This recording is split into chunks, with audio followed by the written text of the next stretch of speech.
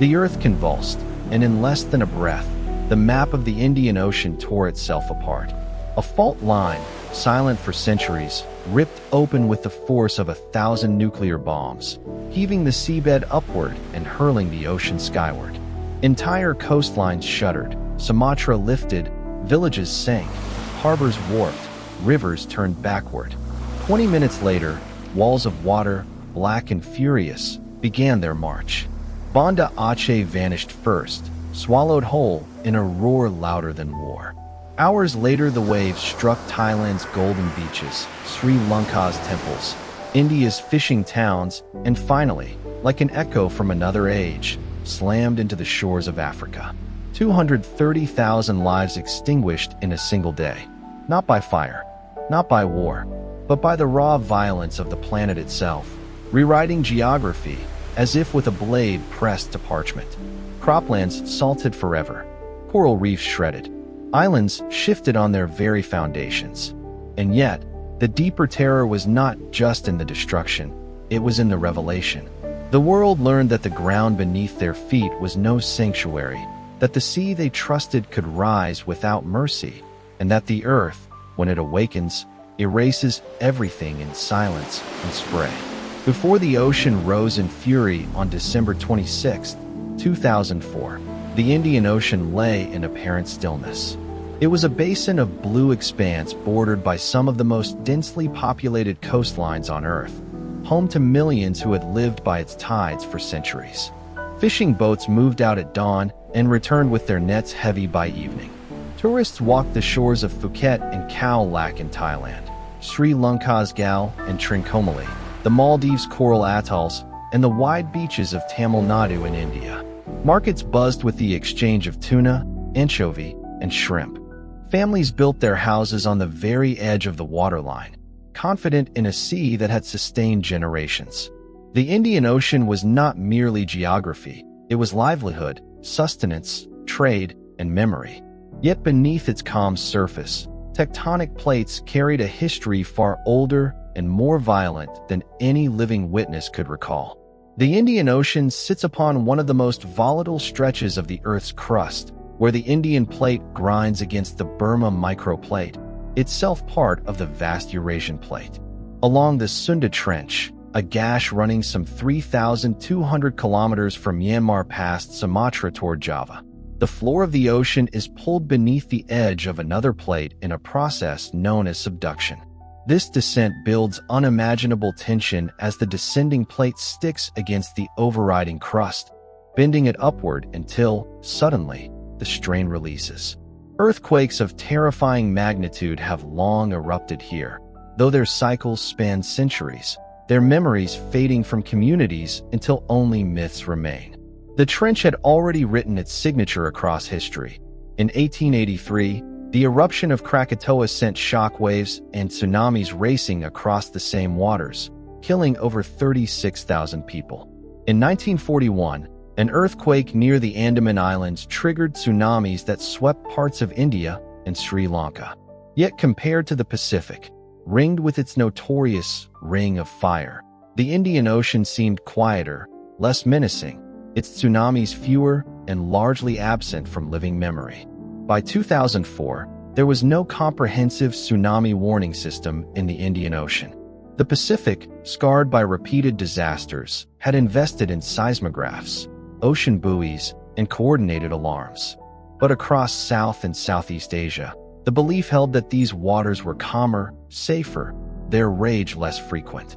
In Indonesia's Aceh province, at the northern tip of Sumatra, the population lived with the knowledge of earthquakes, but not with the memory of massive waves. Generations had farmed rice fields that spread inland from the coast. Traders moved through Banda Aceh, once the capital of an Islamic sultanate, whose port connected the East Indies with Arabia, India, and Europe. Fishing villages clustered along its shorelines, their boats carved from wood, their harbors unprotected by anything more than mangroves and sandbars. In Sri Lanka, the fishing towns of the east coast faced the Bay of Bengal with the same confidence. Tamil Nadu's long beaches in India were filled with wooden catamarans, drying nets, and families whose livelihoods had been tied to the tides for hundreds of years. Tourism had become another lifeline. By 2004, Thailand's beaches were among the most visited in the world, drawing millions each year to the calm waters of the Andaman Sea. Khao Lak, Phuket, Phi Phi Island, all names that would soon be etched in tragedy, were at that moment places of carefree leisure, where resorts rose just meters from the shoreline. In Sri Lanka, visitors sought the southern and western coasts, from Bentota to Unawatuna, where hotels and goose houses dotted the sands. The Maldives, strung like jewels across the central Indian Ocean, offered coral-ringed islands where bungalows extended into shallow lagoons. December was high season. Flights arrived daily, boats ferried guests, and the sea was thought of only as beauty and bounty, never as a threat. Yet nature's apparent silence concealed the grinding machinery of the earth. The Indian plate was moving northward at roughly 6 centimeters a year, colliding with Eurasia in a slow-motion crash that had already raised the Himalayas. At the Sunda Trench, this motion was bending and straining the crust. Stress had been building for decades. On December 26, 2004, at 7:58 local time, that locked segment finally snapped. A rupture stretched nearly 1,600 kilometers along the seafloor near Sumatra's northwest coast, one of the longest fault ruptures ever recorded. The seafloor thrust upward by as much as 20 meters in places, displacing billions of tons of water in a matter of minutes. This would unleash the deadliest tsunami in modern history. But before the quake, there was only stillness. On the morning of December 26th, Banda Aceh bustled with activity. It was the day after Christmas, a public holiday in Sri Lanka and India, yet in Aceh, it was an ordinary Sunday. Fishing boats headed out, markets prepared to open, children played near the shore. In Phuket, tourists were finishing breakfast, waiting for the day's first dive trips. On the beaches of Tamil Nadu, fishermen were mending nets while families waded into the surf. In Colombo, Sri Lanka's capital, trains were being loaded with passengers for coastal routes south. Nothing in the rhythm of that morning gave warning of the convulsion about to come. And yet, the history of the Indian Ocean should have whispered caution. The Great Bengal earthquake of 1762, the Sumatra quake of 1833, the series of seismic shocks that had shaken the Andaman Islands throughout the 19th century, all were evidence of the trench's restlessness. But centuries erase memory. Local traditions preserved fragments, tales of giant waves, villages lost to the sea, coastlines reshaped without explanation. Still, in the practical life of the early 21st century, these were seen as legends rather than warnings. The Indian Ocean was a theater of trade long before European colonial powers carved its maps. Arab merchants crossed its waters to reach India and Southeast Asia, using the predictable monsoon winds. Portuguese, Dutch, and British empires later fought for its harbors, from Goa to Malacca to Colombo. Across these centuries, the ocean was feared for pirates and storms, but not for the kind of catastrophe that would arrive in 2004. The silence of tsunamis in recent history was deceptive, a pause between convulsions, the surface calm of a planet storing its strength. On that December morning, there was no alarm, no siren, no satellite warning, no urgent call to flee inland. The Indian Ocean was treated as a friend.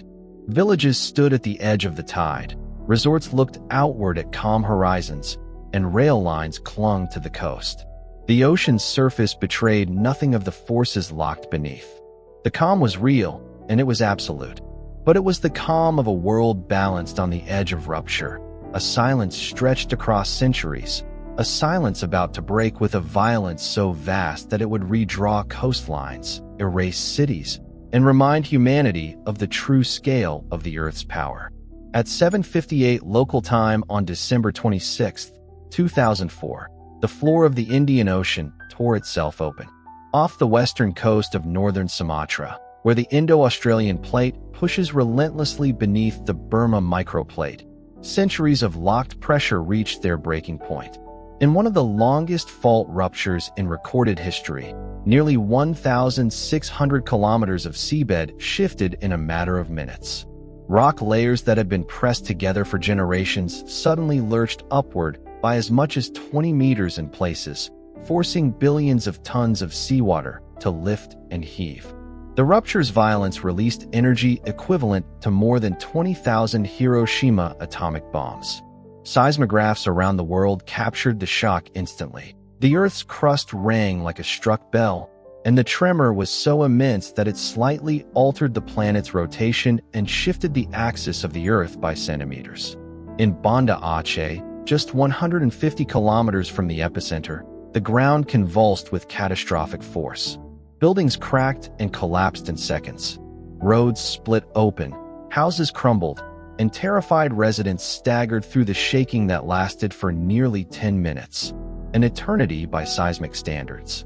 It was the third largest earthquake ever measured since modern instruments began their work in the 20th century, rivaled only by Chile in 1960 and Alaska in 1964.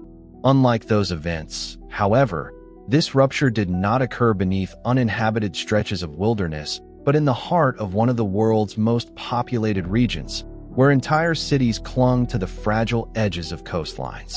Sumatra itself was permanently altered. Sections of the coastline rose abruptly, creating new headlands where none had existed before. Coral reefs that once lay submerged were thrust into the air, left to bleach and die in the sun. In other places, the land sank, and villages that had stood above the tide were dropped below sea level, swallowed by the sea even before the waves arrived. The island was no longer the shape it had been on December 25th. Its profile against the ocean had been rewritten. Scientists across the globe witnessed the earthquake in real time through their instruments. Seismographs in Alaska, Japan, and even as far as South America began recording immense oscillations within minutes.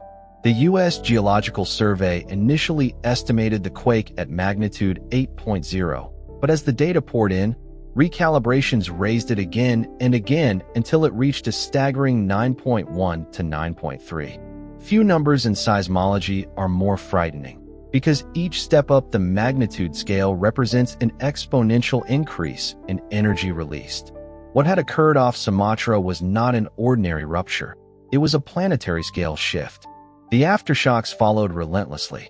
Over the next hours and days, dozens of powerful tremors rattled the region, many exceeding magnitude 6.0. Entire populations already gripped by fear were shaken again and again as the crust continued to settle. Some aftershocks were nearly as destructive as the initial quake, striking along the fault zone that extended north toward the Andaman and Nicobar Islands.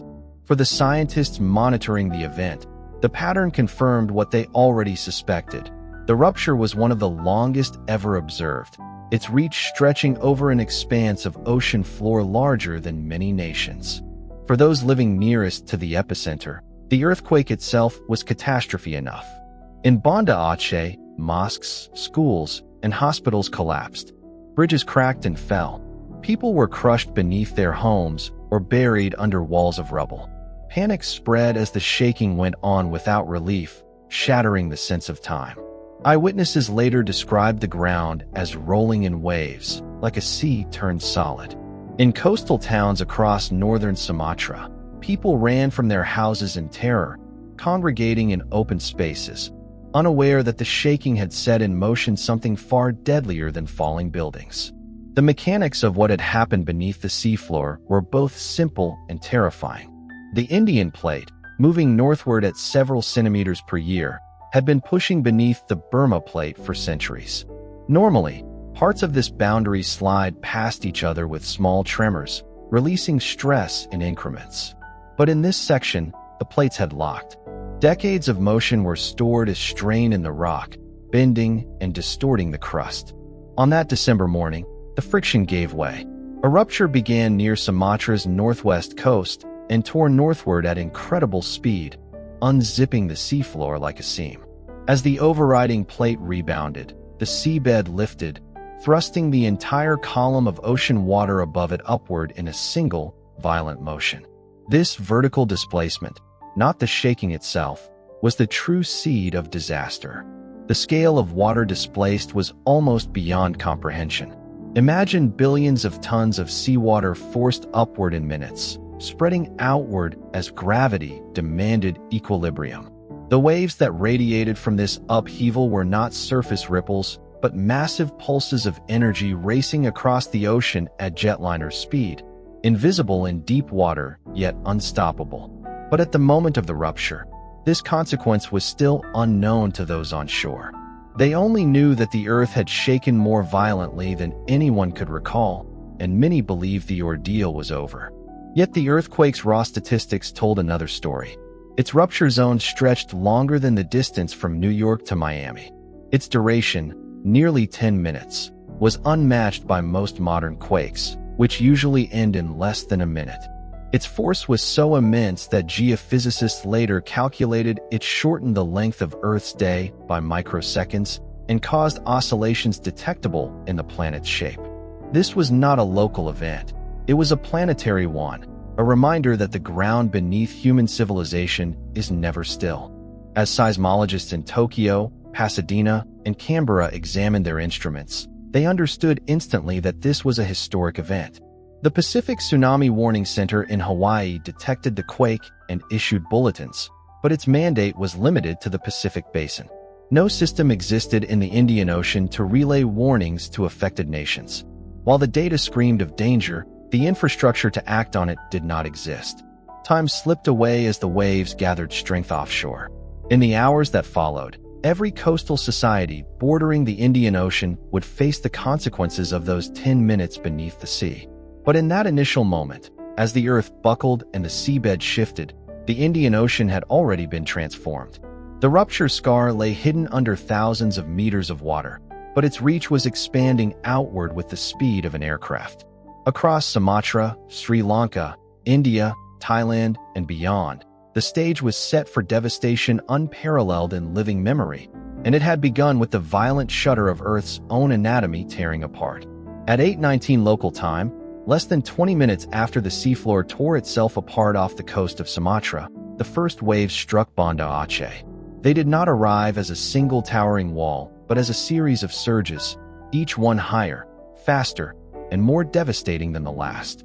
The earthquake had already torn buildings apart, but the tsunami erased entire neighborhoods in minutes. Streets vanished under torrents of water carrying vehicles, trees, and the shattered remains of houses. Mosques and schools that had withstood the quake were swept from their foundations. Survivors later spoke of a roaring sound, a thunder not from the sky, but from the sea itself, as if the ocean had been turned into a weapon. The waves surged kilometers inland, drowning farmland, obliterating villages, and leaving Banda Aceh, once a thriving provincial capital, almost entirely in ruins. From the epicenter near Sumatra, the tsunami expanded outward at nearly 800 kilometers per hour, racing across the Indian Ocean with the velocity of a passenger jet. In deep water, the waves were almost invisible, rising only a few feet in height, but their wavelength stretched for hundreds of kilometers, carrying energy that would not dissipate until they hit land. As they reached shallower waters, friction forced the waves upward, transforming them into walls of destruction that struck coastlines thousands of kilometers apart. Within an hour, the Andaman and Nicobar Islands, Indian territories in the Bay of Bengal, were inundated. Entire villages were swallowed, and Nicobar Island saw more than two-thirds of its population rendered homeless. The islands themselves shifted, with parts rising and sinking as the seabed rearranged itself. By 9:30, the waves reached the shores of Thailand. Tourists on Phuket's Patong Beach and Khao Lak saw the sea pull back, exposing coral and seafloor never before visible. Many approached out of curiosity, unaware that the sudden retreat was the prelude to catastrophe. Minutes later, a wall of water 6 to 10 meters high surged back. In Khao Lak, the waves flattened resorts in an instant, drowning entire families who had been eating breakfast on the shoreline. The coastal road was torn apart. In Phi Phi Island, waves swept through narrow bays, scouring the settlements built on sand spits. Over 5,000 people in Thailand were killed, among them thousands of foreign visitors, making the disaster one of the deadliest natural events in the country's history. An hour later, at around 10:30, Sri Lanka bore the full force. On the eastern coast, towns such as Batticaloa, Ampera, and Trincomalee were hit first. Waves between 10 and 12 meters surged inland, wiping out fishing communities that had existed for centuries. The train, known as the Queen of the Sea, carrying over 1,500 passengers along the coastal route south of Colombo, was caught directly in the flood. The water lifted carriages from the tracks and hurled them into nearby fields, killing more than 1,200 people in what remains the deadliest train disaster in recorded history. Across the island, more than 35,000 lives were lost. Temples, churches, and mosques were inundated, entire neighborhoods scoured from the map. At nearly the same time, India's eastern coast was engulfed. In Tamil Nadu, Nagapattinam and Cuddalore were struck with devastating force. Fishing communities, already among the most vulnerable populations, were annihilated as waves as high as 9 meters swept inland.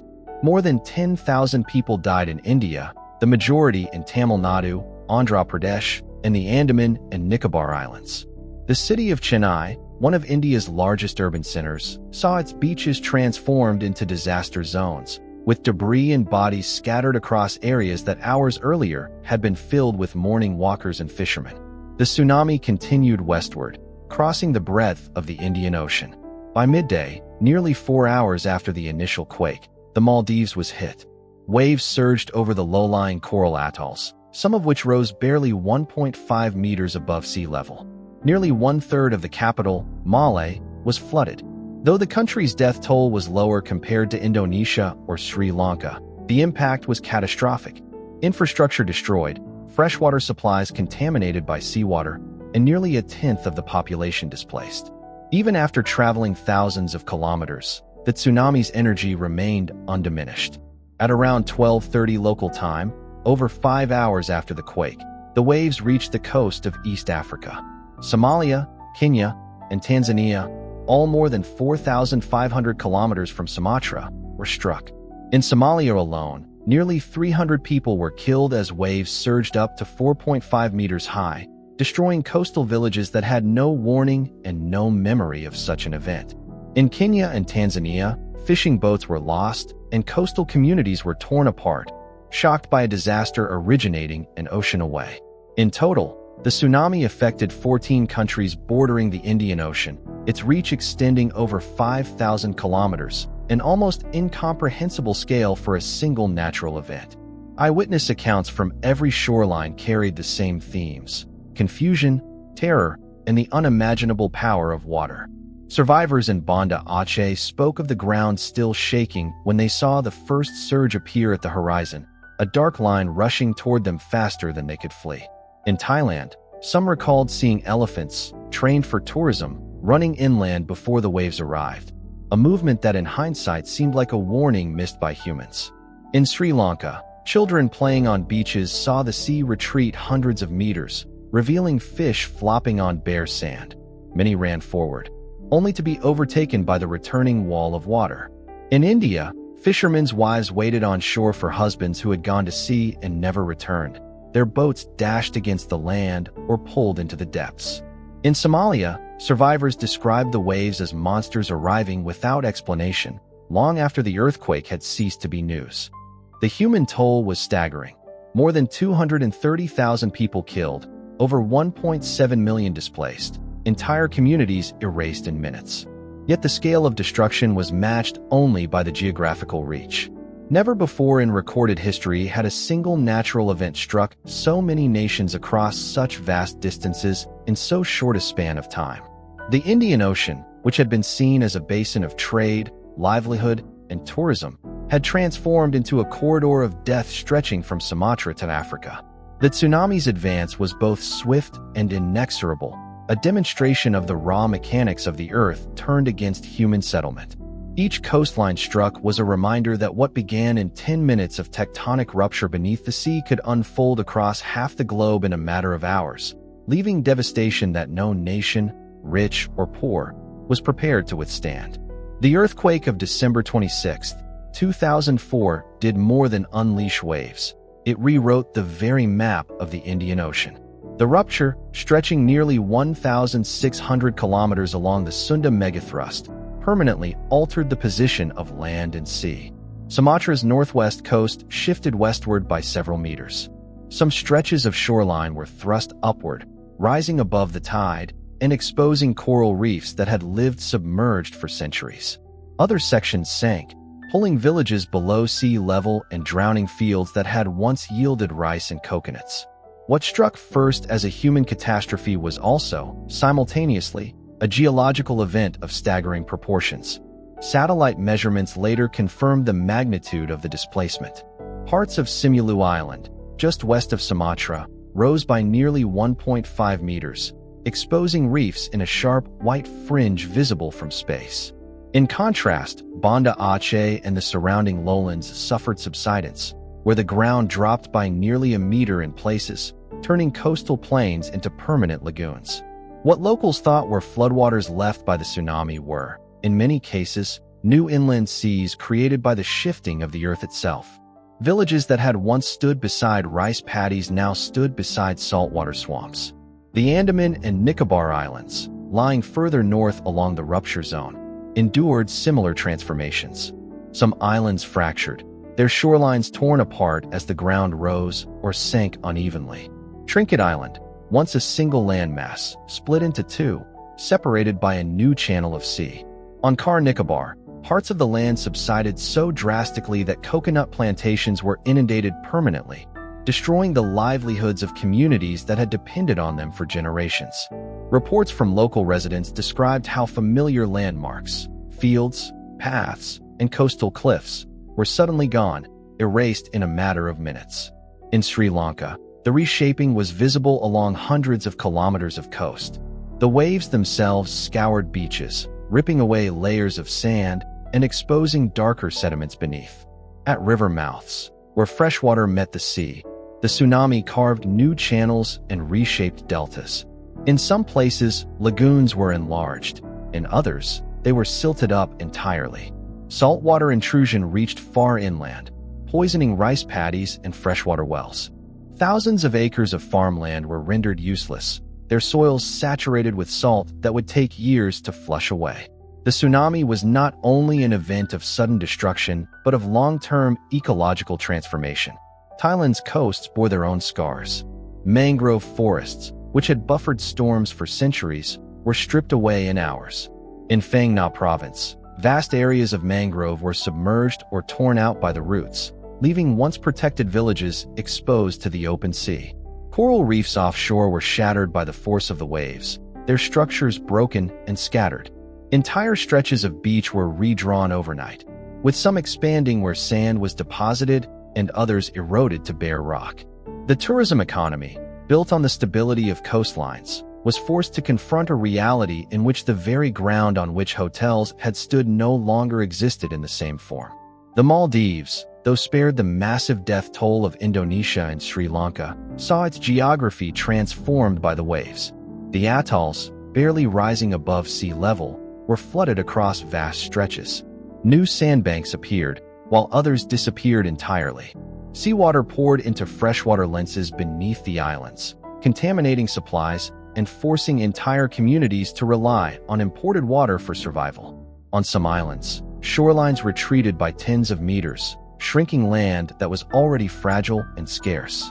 Satellite imagery provided the first comprehensive record of these transformations.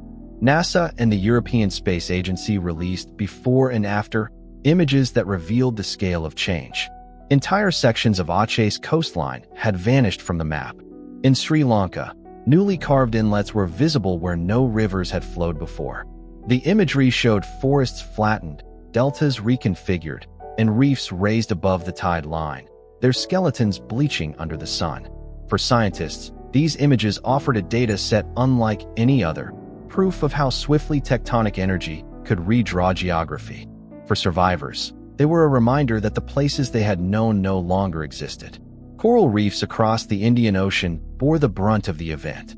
Off Sumatra, reefs were uplifted and left to die in the air.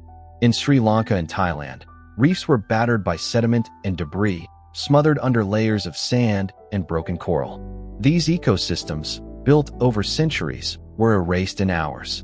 Mangrove forests, similarly, were devastated. Their roots, which had held sediment and provided protection, were torn out, destabilizing coastlines that would remain vulnerable long after the water retreated. The agricultural consequences were immediate and severe. In Aceh alone, more than 30,000 hectares of farmland were inundated by salt water.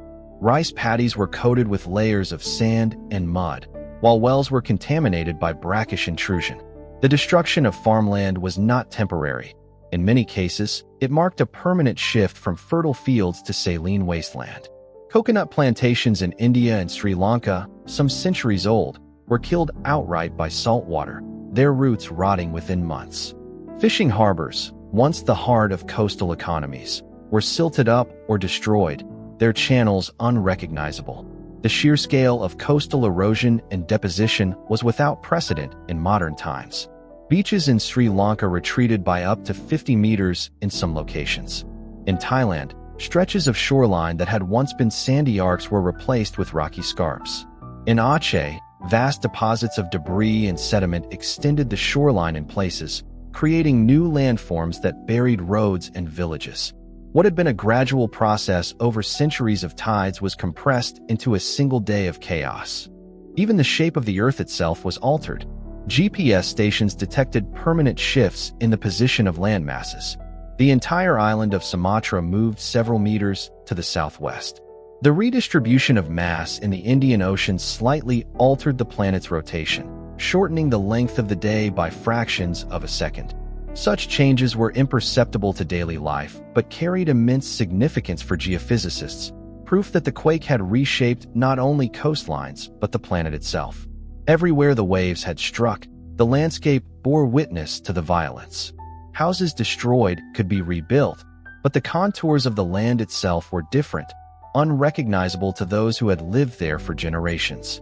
What had once been a shoreline where fishermen launched their boats was now a lagoon. What had been fertile farmland was now a salt-scarred desert. What had been a continuous island was now too, separated by a channel cut by the sea.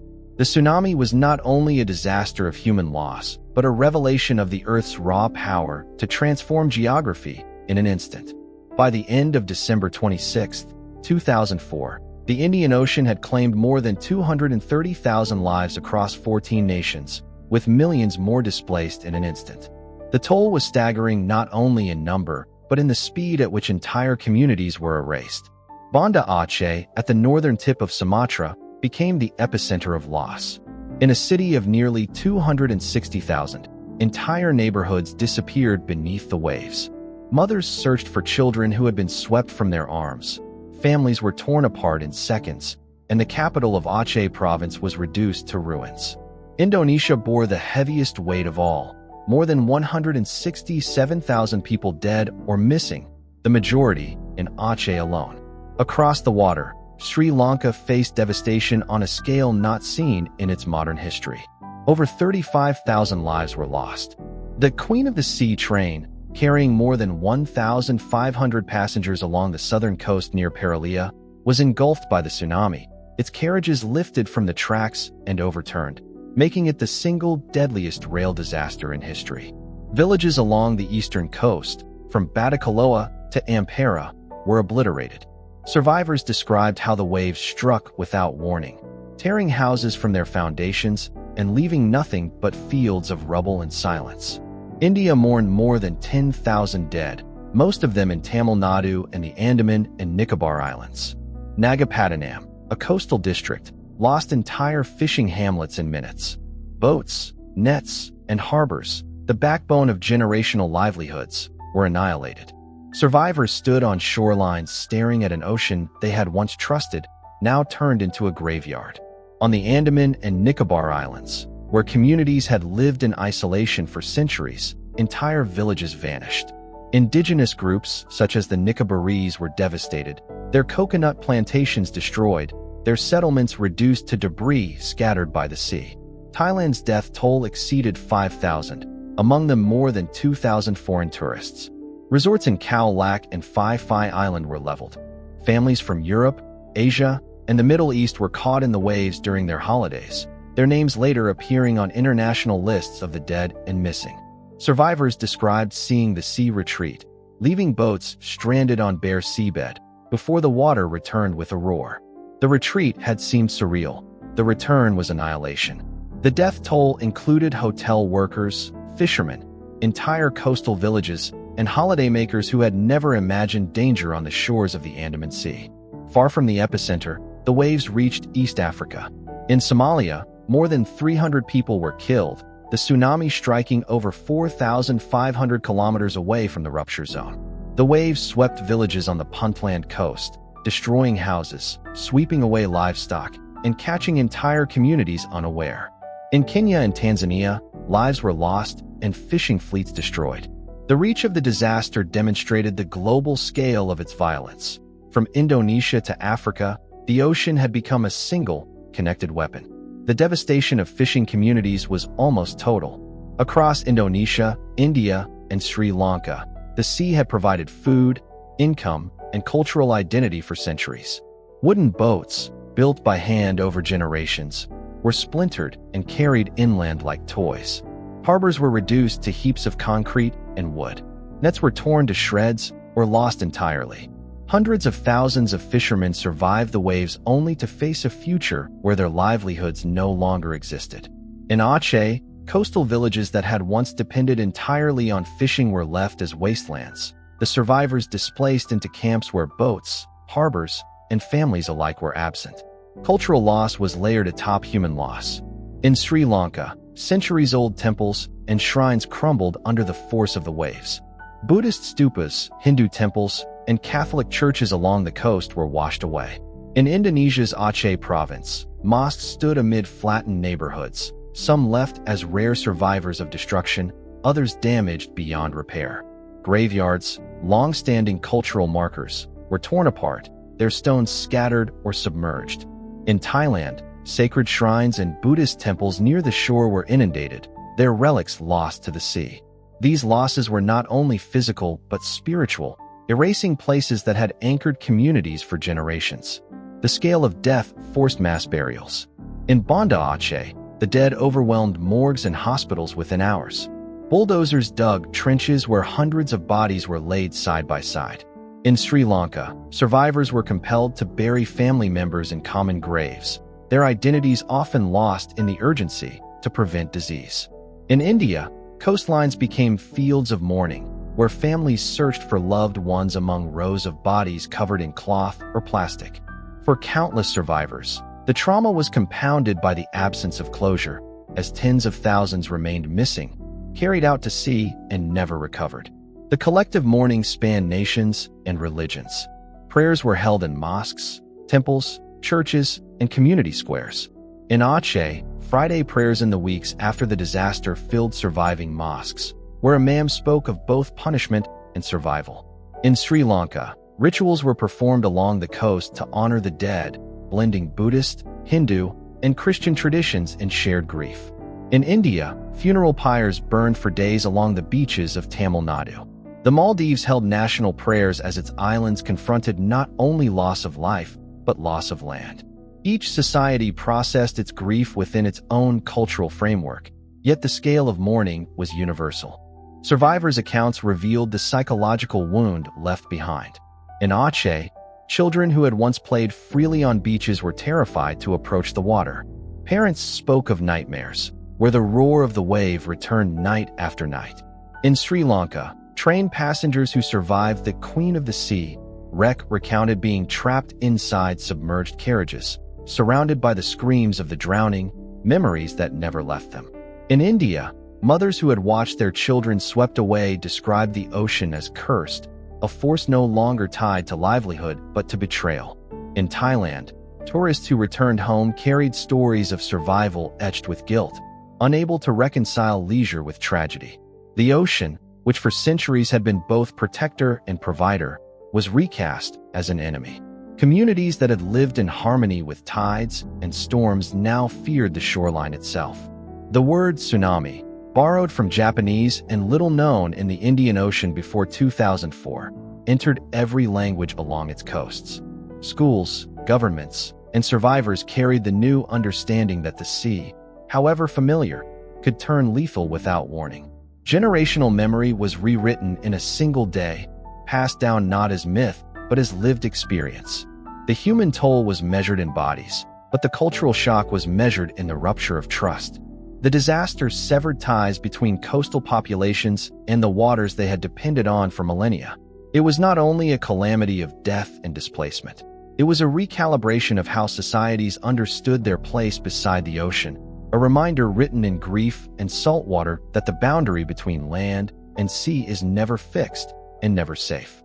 On December 26, 2004, within hours of the Indian Ocean earthquake and tsunami, the world witnessed one of the first truly global disasters of the 21st century, carried not through newspapers or radio, but through real-time footage broadcast across television screens.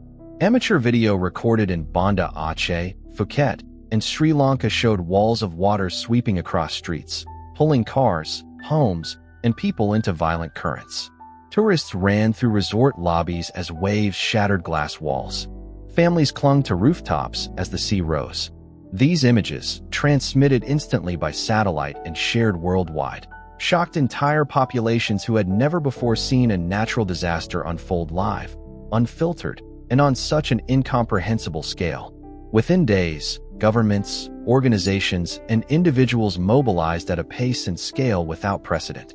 The United Nations described it as one of the largest humanitarian responses in history.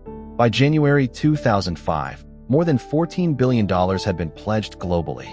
The European Union committed over $3 billion. The United States allocated $950 million in aid, deploying thousands of military personnel to assist with logistics, rescue, and relief. Japan, Australia, Germany, and the United Kingdom each contributed hundreds of millions. Private donations surged at extraordinary levels. Ordinary citizens, moved by the images they had seen, contributed billions to humanitarian organizations. In countries as far removed as Canada and South Africa, donation lines filled and public appeals drew responses on a scale usually reserved for wartime efforts. Military deployments became central to the operation. The United States launched Operation Unified Assistance, sending aircraft carriers, helicopters, and hospital ships to deliver aid, evacuate the injured, and provide clean water.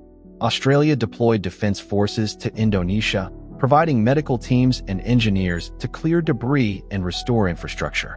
India, itself struck by the tsunami, nonetheless sent naval vessels to Sri Lanka and the Maldives, delivering food and medicine. The global military response marked a shift in humanitarian practice, armed forces not as instruments of conflict, but as lifelines of relief in the wake of catastrophe. Yet the scale of destruction posed immediate challenges. In Aceh, roads were obliterated, bridges collapsed, and airports overwhelmed. Relief supplies piled up in airports and warehouses, unable to reach inland survivors. Coordination across 14 countries strained existing systems. International NGOs, numbering in the thousands, poured into the region, each with resources, expertise, and intentions, but often overlapping or competing in efforts. The lack of pre-existing coordination mechanisms meant that, in some areas, food was distributed multiple times while in others survivors waited days without assistance. Bureaucracy compounded the challenge. In Indonesia, military restrictions in Aceh, already a conflict zone due to separatist insurgency, initially delayed entry for some aid groups. In Sri Lanka, political tensions between government and Tamil regions complicated relief distribution. Corruption and mismanagement further eroded efficiency. In several nations, accusations emerged of aid funds siphoned off or misused. Promised housing projects sometimes failed to materialize, while survivors remained in temporary shelters years after the waves.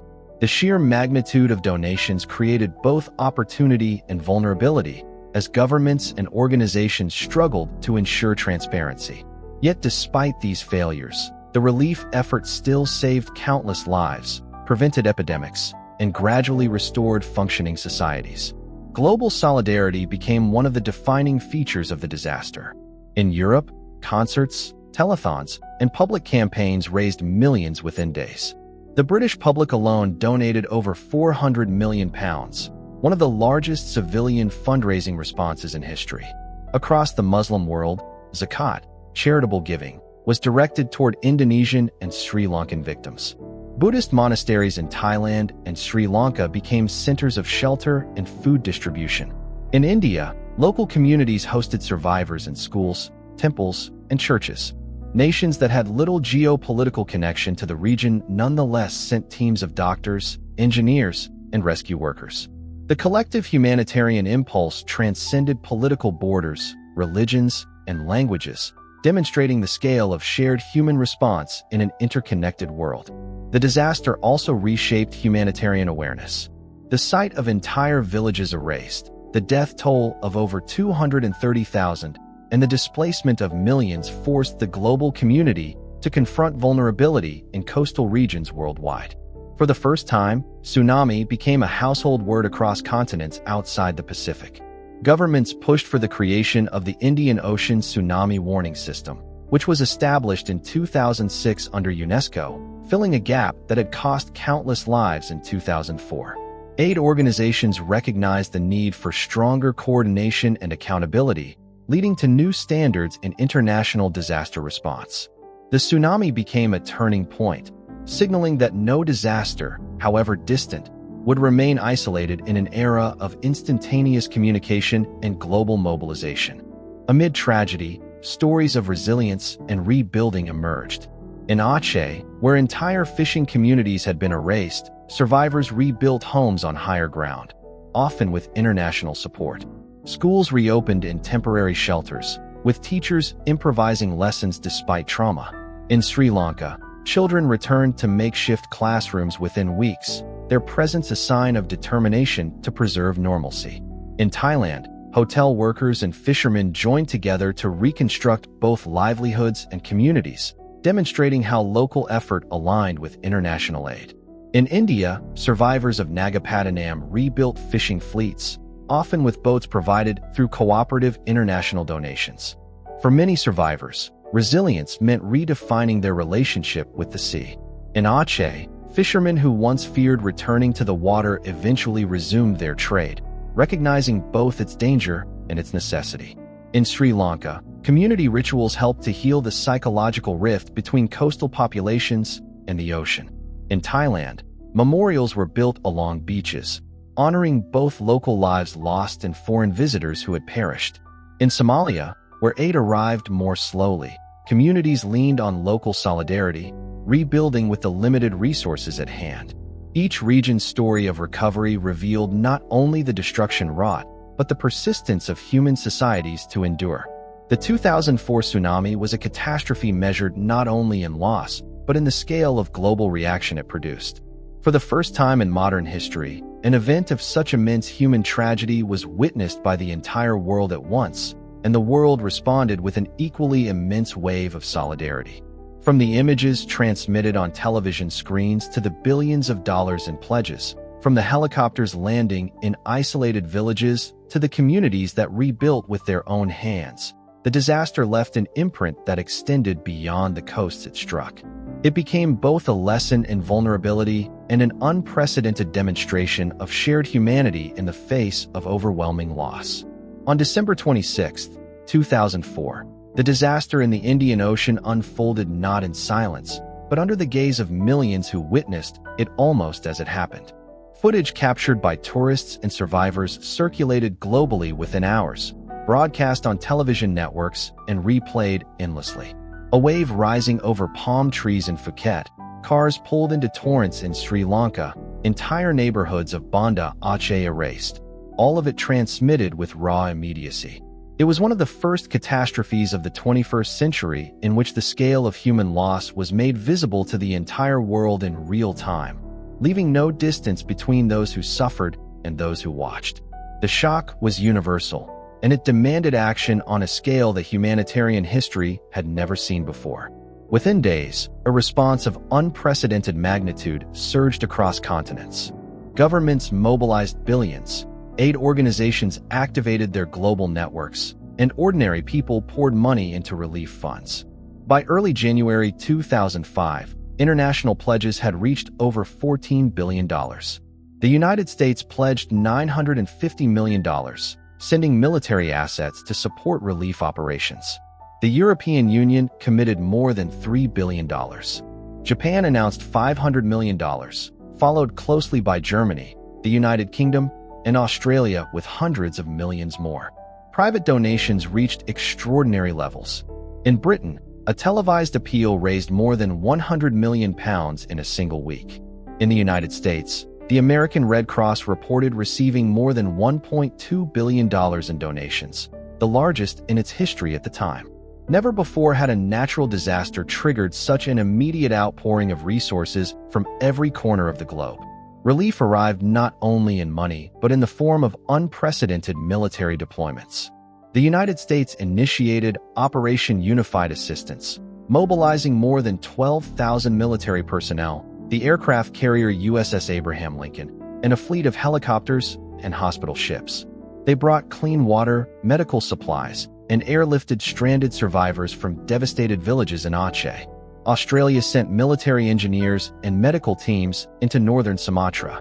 India, despite suffering its own devastation, dispatched its navy to Sri Lanka and the Maldives with food and medicine.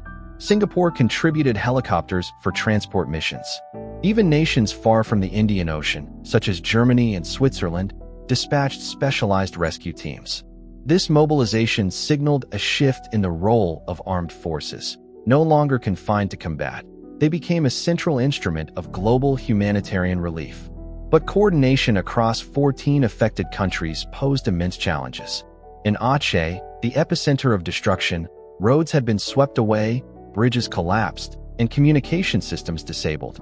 Supplies piled up at Banda Aceh airport, unable to move inland. International NGOs arrived in overwhelming numbers, more than 3,000 by some estimates, but with overlapping missions and little coordination. Some villages received multiple shipments of food, while others remained stranded without assistance for days. Bureaucratic hurdles compounded the difficulty. Indonesia initially restricted access to Aceh, wary of foreign presence in a region already marked by insurgency. Sri Lanka's relief was entangled in long-standing political tensions between the government and Tamil-held regions. In some places, survivors waited weeks for permanent shelter as governments struggled to manage logistics and competing priorities. Corruption and inefficiency emerged as stark realities. Allegations surfaced of funds siphoned off by local officials, contracts for rebuilding manipulated, and supplies misallocated. In Indonesia and Sri Lanka, thousands remained in temporary shelters years after the disaster, despite billions committed to reconstruction. Some promised housing projects were never completed. The sheer volume of global generosity created both opportunity and vulnerability. While aid saved millions from starvation and disease, not all of it reached the intended recipients. Yet despite failures, the relief operations still prevented epidemics that could have claimed thousands more lives, distributed food to vast displaced populations, and began the long, complex work of rebuilding. The response was also a story of solidarity that transcended borders. Across Europe, fundraising concerts and telethons drew millions. In Germany, one benefit concert raised more than 20 million euros in a single night. In the United States, school children organized collections, and churches across the country held special services to raise funds. The British public alone contributed more than £400 million, one of the largest outpourings of private donations in national history. Across the Muslim world, communities gave through zakat, channeling funds to Indonesia, the world's largest Muslim-majority nation. Buddhist monks in Sri Lanka and Thailand opened their temples as shelters. Christian churches in Kerala, India, became centers of relief. This convergence of global giving cut across faith, geography, and politics, reshaping humanitarian consciousness for an era in which distant suffering could no longer be ignored. The humanitarian landscape itself shifted in the aftermath. The tsunami exposed the absence of an Indian Ocean tsunami warning system, a gap that had cost tens of thousands of lives. Within 2 years, under UNESCO's guidance, the Indian Ocean Tsunami Warning and Mitigation System was established, linking seismic stations, ocean buoys, and communication networks to provide advance alerts. Aid organizations, recognizing the chaos of overlapping efforts in 2004, pushed for stronger international coordination standards.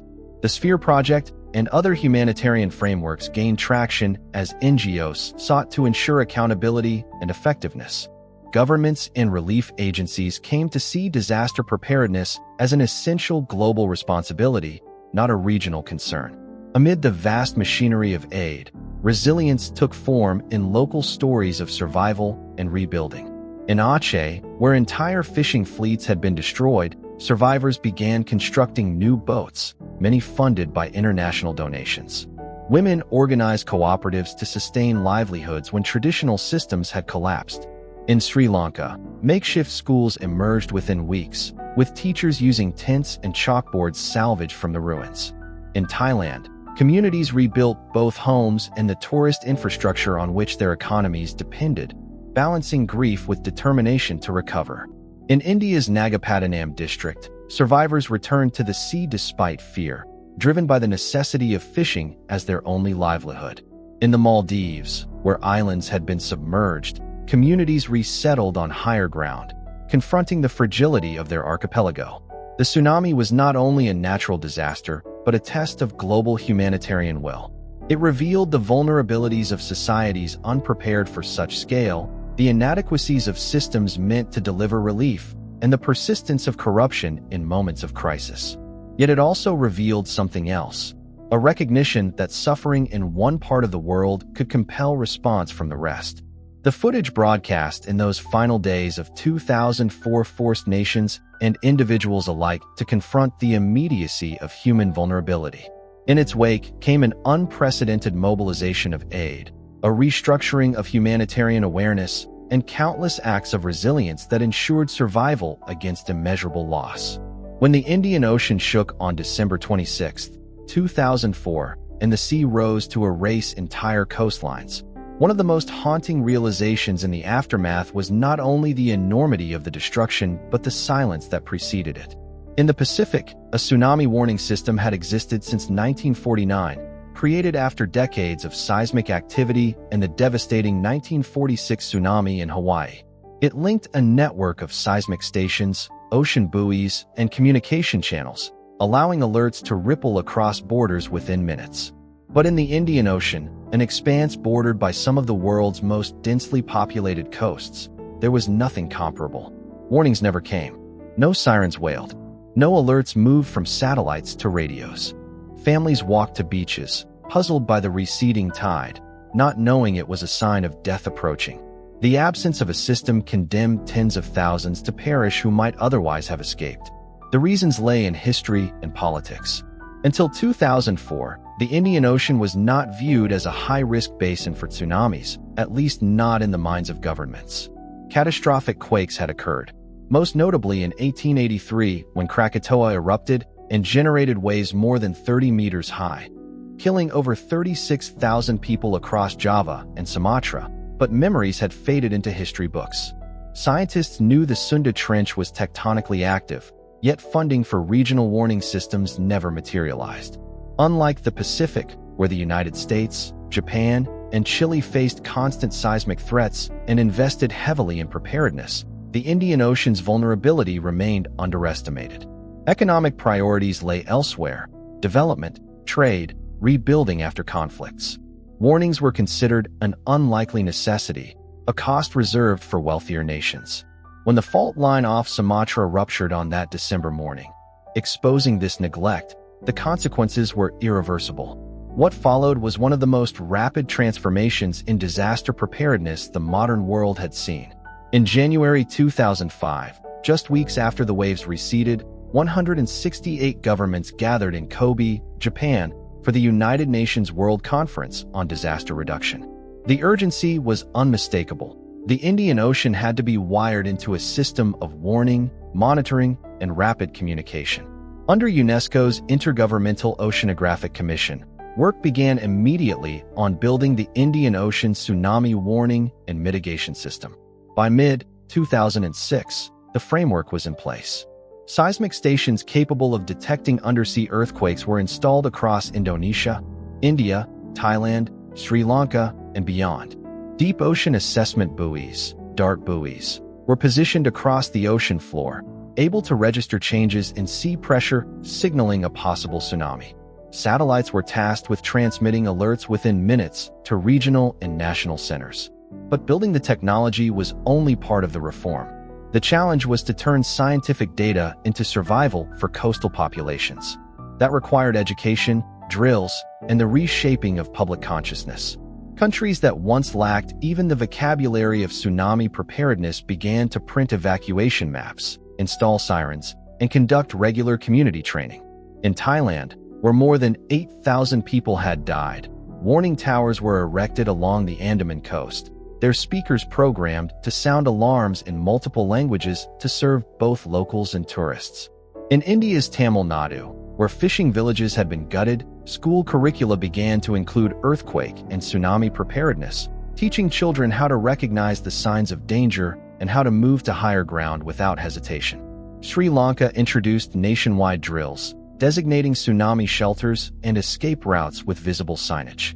In Indonesia, particularly in Aceh, evacuation paths were carved into the urban plan itself, with bridges and roads leading inland reinforced to withstand a mass flight of thousands. The scientific advances in the wake of the disaster extended beyond the Indian Ocean. Globally, seismologists re-evaluated tectonic risks with new urgency. The 2004 rupture had been extraordinary in scale. A fault line more than 1,200 kilometers long had shifted, one of the most powerful earthquakes ever recorded, measuring 9.1 to 9.3 on the Richter scale. It had permanently altered the geography of Sumatra, raising some sections of land by several meters while sinking others. This event forced recognition that megathrust quakes were not confined to the Pacific. The Indian Ocean, the Caribbean, and even the Mediterranean became areas of heightened study. By 2008, networks of seismographs and ocean buoys had expanded globally, feeding into a broader system coordinated by the Pacific Tsunami Warning Center in Hawaii and regional hubs in India and Indonesia. Preparedness campaigns changed not just infrastructure but culture. Communities that had once lived with the sea as a source of life now lived with an awareness of its capacity for sudden violence. In Banda Aceh, murals were painted showing children running inland as the water receded, turning memory into a public lesson. In Phuket, evacuation routes were stenciled onto streets, arrows pointing toward higher ground, ensuring even visitors who did not know the landscape would understand where to flee. In the Maldives, where the very ground had been swallowed by the waves, new construction codes required elevated foundations, and population resettlement plans were drawn for the lowest-lying islands. Governments instituted policies that tied coastal management to disaster readiness. Indonesia passed regulations mandating buffer zones where mangroves and coastal vegetation would be preserved, recognizing their role in slowing waves. Sri Lanka restricted rebuilding directly on the coast, moving some communities further inland despite resistance. Thailand invested in real-time communication networks linking meteorological agencies to local governments. Even nations outside the Indian Ocean felt the shock. In Kenya and Tanzania, where smaller waves had arrived hours later, public awareness campaigns spread, reminding populations that tsunamis were not a distant threat, but a real possibility. The reforms were tested quickly. On September 12, 2007, an 8.4 magnitude earthquake struck off Sumatra. Sirens sounded in coastal towns within minutes. Evacuation orders were issued, and tens of thousands of people moved inland. The feared tsunami did not materialize at the same scale, but the system had worked. In 2012, another massive earthquake, measuring 8.6, again triggered alerts across the Indian Ocean. This time, warnings spread through text messages, radio, and television within minutes of the quake. The contrast with 2004 was unmistakable. Lives were spared not because nature had changed, but because societies had forced themselves to learn. Living with risk had become a new condition of life for the Indian Ocean's coastal populations. The memory of December 2004 could not be erased, but it was transformed into policy, science, and collective vigilance. The sea remained both provider and threat, its unpredictability woven into the rhythms of daily life. Every sign installed on a beachfront, every siren tested in a fishing town, every child taught to recognize the sudden withdrawal of the tide carried the imprint of that morning when the absence of warning had meant catastrophe. The catastrophe had forced the region to see the ocean not only as geography, but as a force requiring constant respect, constant readiness, and constant remembrance. The Indian Ocean tsunami of December 26, 2004 left behind not only ruins in its immediate aftermath, but a geography and a memory that remain imprinted across coastlines, societies, and generations. The land itself still bears the marks. In Aceh, the northernmost province of Sumatra where the earthquake struck hardest, entire stretches of shoreline shifted permanently. Some areas were thrust upward by several meters, exposing reefs that once lay hidden beneath the water, while others subsided and disappeared, swallowed by the ocean. Satellite imagery taken in early January 2005 compared with maps before the disaster revealed the loss of villages that no longer existed on the surface of the earth.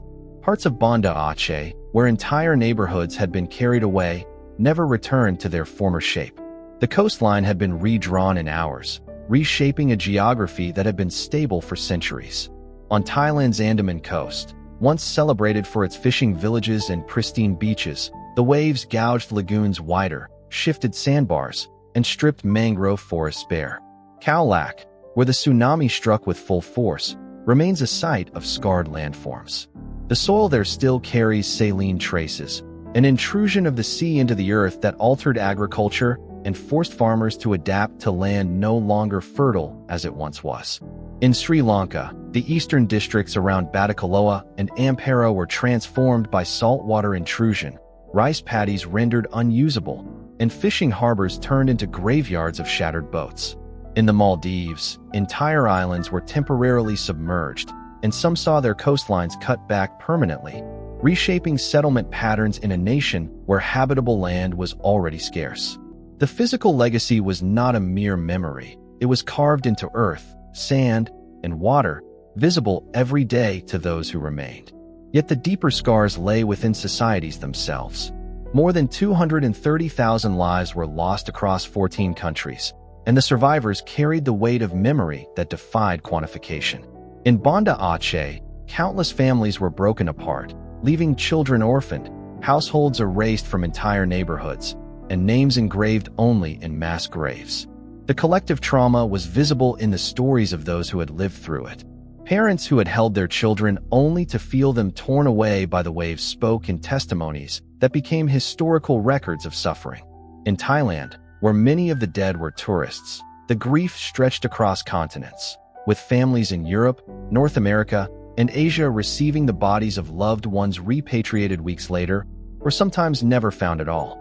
Sri Lanka's coastal towns were left not only with their dead, but with survivors haunted by the memory of the sea as both provider and destroyer. This trauma did not remain confined to one generation. In the years that followed, stories of survival and loss became intergenerational memory.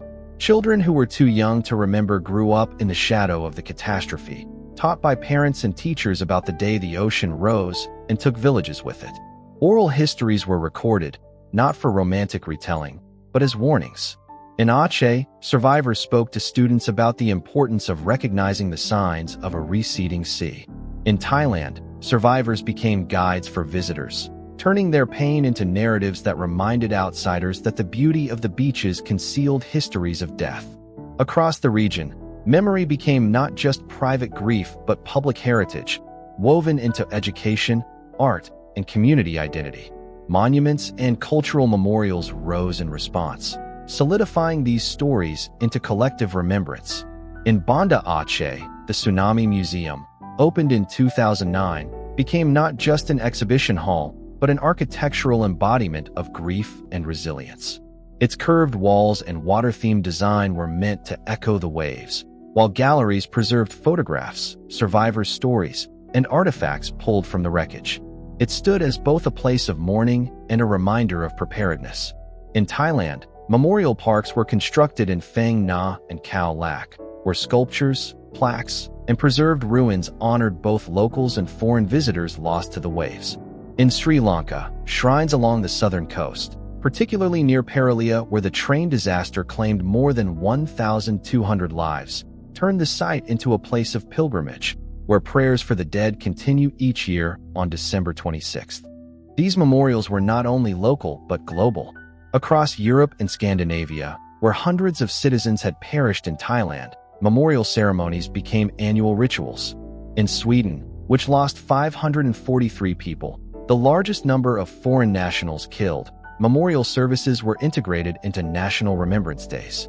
The disaster had transcended borders, and its cultural legacy spread across continents.